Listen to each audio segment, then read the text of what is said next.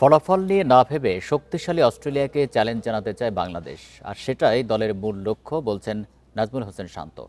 Bouncy উইকেটে অস্ট্রেলিয়ার pace আক্রমণ সামলাতে পারলে লড়াই জমিয়ে তোলা সম্ভব বলেই মনে করেন টাইগার অধিনায়ক। রানা শরীফুল না থাকলেও দলের পেস অ্যাটাকে আস্থা রাখছেন শান্ত। এ বিষয়ে আলোচনা করতে রাজধানী গুলশান থেকে আমাদের সঙ্গে যোগ দিচ্ছেন সাবেক ক্রিকেটার ইশতিয়াক আহমেদ। ইশতিয়াক আহমেদ, আপনাকে স্বাগত জানাচ্ছি ইন্ডিপেন্ডেন্ট সংবাদে। বাংলাদেশ টেস্ট দলের কারো অস্ট্রেলিয়ায় কন্ডিশনে খেলার অভিজ্ঞতা নেই, এটি বাংলাদেশ দলের জন্য কতটা চ্যালেঞ্জের হতে পারে? দেখেন, অবশ্যই চ্যালেঞ্জ তো যে কোনো সময় যে কোনো টেস্ট টিমের সাথে যে কোনো জায়গায় চ্যালেঞ্জ। তবে আমাদের যদি আমরা আমাদের যে এক্সপিরিয়েন্সটা হয়েছে নিউজিল্যান্ডে, পার্শ্ববর্তী দেশ, সেটা কিন্তু মোটামুটি সুখকর একটা অভিজ্ঞতা রয়েছে। আমরা টেস্ট ম্যাচ জিতেছি, ইন্ডিভিজুয়ালি অনেক প্লেয়ার অসাধারণ পারফরমেন্স করেছে। এবং সেই সেই প্রেক্ষাপটে আমি মনে করি যে দেখেন, অস্ট্রেলিয়া কিন্তু পার্শ্ববর্তী দেশ। ইয়েস, অস্ট্রেলিয়ার যে ফুল ফ্লেজেড সাইড খেলছে, এর মধ্যে যারা fast bowler, Mitchell Mitchell Starc, Pat Cummins, Josh Hazlewood এবং বোলেন, এরা কিন্তু ওয়ার্ল্ডের ফাস্টেস্ট এবং মোস্ট ডেঞ্জারাস ফাস্ট বলার। এদের আগেনস্টে ব্যাটিং করছে কারা? শান্ত তার ইসেতে বললো যে আমাদের ওপেনিং ব্যাটিং যদি কনসিস্টেন্ট হতে পারে। এরা তো ওপেন রেগুলারলি করেই নাই। একমাত্র সাদমান ইসলাম আছে যে কিনা রেগুলার ওপেনিং ব্যাটার। আদারওয়াইজ এখানে আপনি তানজিদ তামিম এবং সৌম্য সরকারকে নিয়ে গেছেন, যারা টেস্ট ক্রিকেট, সৌম্য সরকার এসছে 4 বছর পরে। ইয়েস, মানলাম তার টেস্ট ক্রিকেটে রেকর্ড মোটামুটি ভাবে আমরা অ্যাকসেপ্টেবল বলতে পারি। তানজিদ তামিম তো একটাই টেস্ট ম্যাচ খেলেছে। সুতরাং এই ওপেনিং ইনএক্সপিরিয়েন্স ওপেনিং ব্যাটিং নিয়ে যদি আমরা এই ধরনের ফাস্ট বোলার এগেনস্টে মোকাবেলা করি, এখানে একটা বিস্ময়কর কোনো কিছু না হওয়া পর্যন্ত, যদি না হয়, আমার মনে হয় টেস্ট ম্যাচ 4 দিন 5 দিন যাবে কিনা আই ডাউট। বাট আমরা ইদানিং কালে যে গ্রাফটা দেখেছি, ইদানিং কালে এই প্লেয়ার গুলোই টেস্ট ম্যাচ জিতেছে। এমন না যে তারা টেস্ট ম্যাচ জেতে নেই। ওভারসিজ ওয়েস্ট ইন্ডিজে খেলে এসছে, পাকিস্তানের বিরুদ্ধে তারা হোম এন্ড অ্যাওয়ে জিতেছে, শ্রীলঙ্কার এগেন্স্টে জিতে। জেতার যে তাদের কোনো এক্সপিরিয়েন্স নাই কিনা সেটা বলা যাবে না। But we are playing against Australia, in Australia, against one of the most deadliest fast bowling attack. এবং সেটাও কি, আমাদের আবার লিটন দাস যে মেইন মিডল সেক্ষেত্রে অর্ডার। সেক্ষেত্রে এই শক্তিশালী অস্ট্রেলিয়ার বিপক্ষে টাইগারদের ঘাটতির যে জায়গাগুলো, সেগুলোকে আপনি কিভাবে বিশ্লেষণ করবেন, কি পরামর্শ দিবেন? তাদেরকে তাদের নিজস্ব রোল, এবং সবাই অভিজ্ঞ প্লেয়ার। একমাত্র হয়তো মুশফিক হাসান, সে চান্স পাবে কিনা আমরা জানি না। অভিজ্ঞতা যে তাদের নাই টেস্ট ক্রিকেট খেলার, তা তা কিন্তু না। টেস্ট ক্রিকেটে যে তারা পারফর্ম করেনি সেটাও না।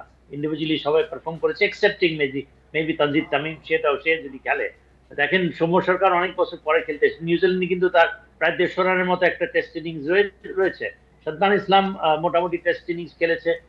He is the best amongst the opening batters. Shanto, top form, captain, leading from the front. Mushfiq Rahim, আমরা জানি তার he will be hungry for runs. Experienced player, 7,000 run করা ফর্মে আছে। তারপরে আপনার Mehedi Hasan Miraz is the only player যে কিনা one of the best players, কিন্তু টপ ফর্মে নাই। মমিনুল হক রয়েছে। আমাদের ব্যাটিং এ দেখেন অভিজ্ঞতা রয়েছে, পারফরমেন্সে রয়েছে। এখন তাদের যদি সেরাটা দিতে পারে, খেলা যে মোড় ঘুরে যেতে পারে না, কিংবা একটা সম্মানজনক যে খেলা প্রদর্শন করতে পারবে না বাংলাদেশ, এটা কোনোভাবে ভাবাটা ঠিক হবে না। তাহলে it will be very unfair. কারণ তারা কিন্তু ইন্ডিভিজুয়ালি তারা কিন্তু ভালো খেলেছে, টিম হিসাবেও রিসেন্টলি তাদের টেস্ট পারফরমেন্স ভালো। হঠাৎ করে আমাদের যে লিটন দাস এবং নাহিদ রানা না থাকাতে, সামহাউ দি আদার, একটু হয়তো বা অন পেপার এটলিস্ট মনে হচ্ছে যে you are weak side. But Nahid Rana ছাড়াও, তাই নাহিদ রানার আগেও আমাদের fast bowling was our main strength. তারা পারফর্ম করেছে। তাসকিন, আপনার আমাদের হাসান মাহমুদও ভালো পারফর্ম করেছে। Khaled Ahmed is also experience player, সে যদি খেলে। ইবাদত হোসেন রয়েছে। সুতরাং ফাস্ট বোলিং নিয়ে আমার মনে হয় অতটা we should not worry. After all আমরা একটা টেস্ট টিম, প্রতিষ্ঠিত টেস্ট নেশন, ভালো খেলছি ইদানিং কালে। এই প্লেয়ার নাহিদ রানা 1 বছরই ইম্প্যাক্ট ক্রিয়েট করেছে। ইয়েস, নাহিদ রানার আগেও কিন্তু আমরা কিন্তু ফাস্ট বোলিং ডিপার্টমেন্ট হ্যাজ শোন that we are quality fast bowling attack. আমাদের একটাই চিন্তা হচ্ছে যে লিটন দাসের মতো একটা কোয়ালিটি ব্যাটসম্যান না থাকাতে, I think he is world class player. আমরা যদি তার রিসেন্ট ব্যাটিং পারফরমেন্স যদি দেখি, অসাধারণ ব্যাটিং করেছে।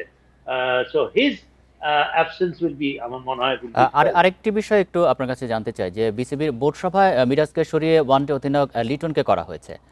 চাপ মুক্ত রেখে মিরাজের সেরা পারফরমেন্স চাই বোর্ড। 2027 বিশ্বকাপের আগে অলরাউন্ডার মিরাজকে শতভাগ পেতে নিশ্চয়ই এটি একটি সঠিক সিদ্ধান্ত। আপনার মন্তব্য জানতে চাই। না, আমার মনে হয় তামিম ইকবালের সাথে তার ওয়ান অন ওয়ান একটা কমিউনিকেশন হয়েছে। আমার মনে হয় দুইজনেরই চিন্তা ভাবনাটা রেসপেক্ট করেছে। Mehedi Hasan Miraz surely successful as a captain, but not successful as a player.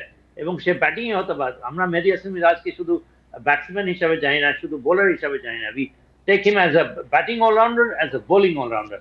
World's one of the best top অলরাউন্ডারের মধ্যে সে রয়েছে। বাট তার থেকে আমরা 100% আউটপুট পাচ্ছি না। সেই চিন্তা ভাবনা করে আমার মনে হয় যে এই সিদ্ধান্তে এসছে যে okay, you are better off just as a player. তো এটা আমার মনে হয় দুইজনই এই সিদ্ধান্তটা রেসপেক্ট করেছে। আমার মনে হয় যে এটা ভালো সিদ্ধান্ত হয়েছে। ভারত দলের বাংলাদেশ সফর নিয়ে তৎপর বিসিবি। সাদা বলের সিরিজ নিয়ে আপনি কতটা আশাবাদী? হ্যাঁ, ওয়েল, সাদা বল তো বাংলাদেশ এখন আমার মনে হয় একটা গতিতে এসছে। টি-20 তারাও ভালো খেলছে।